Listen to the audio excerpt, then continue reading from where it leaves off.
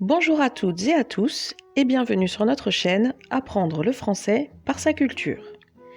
Ici, vous pourrez travailler votre compréhension orale du français en découvrant le sens et l'origine des expressions françaises courantes. Comme toujours, la transcription de cette vidéo est disponible en accès libre sur notre site dont le lien est dans la description. Aujourd'hui, nous allons apprendre ce que signifie tomber des nues, d'où vient l'expression crier haro sur le baudet et pourquoi dit-on être bien ou mal luné. Tomber des nues. Non, tomber des nues ne signifie pas se retrouver sans vêtements.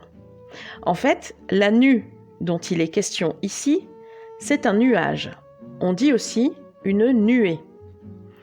De nos jours, on n'utilise plus ce mot, à part dans la poésie et dans deux expressions. Quand on tombe des nues, on tombe de haut. On est extrêmement surpris par un événement ou une déclaration. À l'inverse, quand on porte quelqu'un au nu, on l'élève très haut, on l'admire. Peut-être même qu'on lui attribue plus de mérite, de qualité, que cette personne possède vraiment. On trouve même une troisième expression qui nous renvoie au nuage. On dit d'une personne distraite, rêveuse, qu'elle a la tête dans les nuages.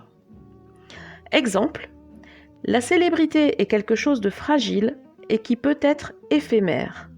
Une personne qui est portée au nu aujourd'hui pourrait rapidement tomber des nues. Crier haro sur le baudet.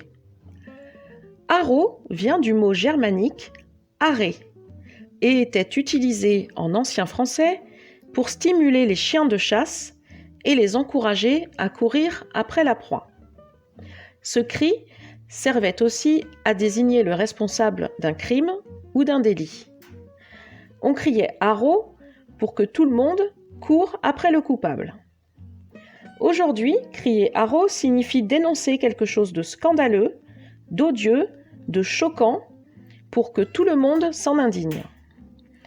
Mais pourquoi crier haro sur le baudet, qui est le nom familier de l'âne ? Cela vient en fait d'une fable de Jean de La Fontaine, Les animaux malades de la peste. Dans ces fables, La Fontaine faisait parler des animaux afin de mieux critiquer la société de son époque. Ici, la colère de Dieu a provoqué une maladie mortelle, la peste. Le lion, le roi des animaux, a convoqué tous les autres animaux qui doivent avouer leur faute, afin de trouver qui en est le responsable.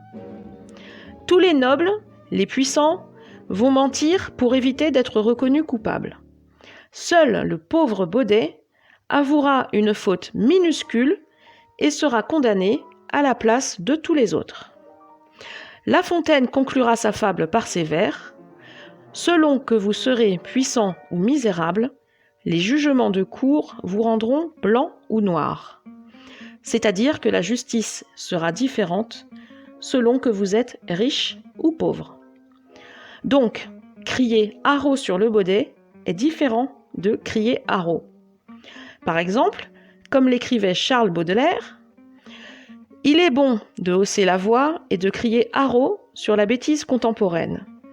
Ou ici, crier haro rejoint le sens originel, alors que crier haro sur le baudet sous-entend, induit souvent une idée d'injustice. Exemple. Nous n'avons pas réussi à trouver un exemple pour illustrer cette expression.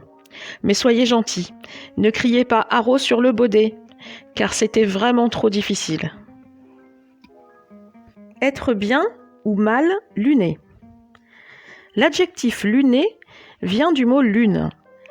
L'idée que les astres, les étoiles ont une influence sur le caractère semble très ancienne et la lune semble avoir une place particulière et ce, depuis l'Antiquité. En français, par exemple, quand on dit d'une personne qu'elle est lunaire, c'est qu'elle est rêveuse, qu'elle a la tête dans les étoiles ou bien qu'elle est toujours dans la lune. Quant aux personnes dont l'humeur est changeante, qui sont capricieuses, fantasques, on dit qu'elles sont lunatiques. À l'origine, ce mot avait d'ailleurs le même sens que l'anglais lunatic. Forgive my accent. Quant à l'italien, il nous apprend qu'une personne de mauvaise humeur a la lune de travers, la luna storta, perdonatemi accento.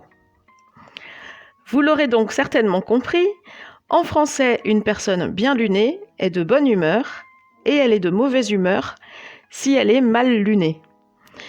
Exemple, ce n'est pas le jour pour demander une augmentation à mon patron, il est mal luné. Si cette vidéo vous a plu, merci de cliquer sur le pouce en l'air et de vous abonner à la chaîne. Vous pouvez également la partager sur vos réseaux sociaux. N'hésitez pas non plus à nous laisser un commentaire, ça soutient vraiment la chaîne et ça nous fait plaisir. Nous sommes également actifs sur Twitter et Facebook, où nous vous proposons différents supports pour travailler votre français et découvrir la culture francophone. Ensuite, rendez-vous sur notre site pour y retrouver la transcription écrite de cette vidéo et au passage, découvrir ce que nous vous y proposons pour travailler votre français. Tous les liens sont dans la description. Merci et à bientôt.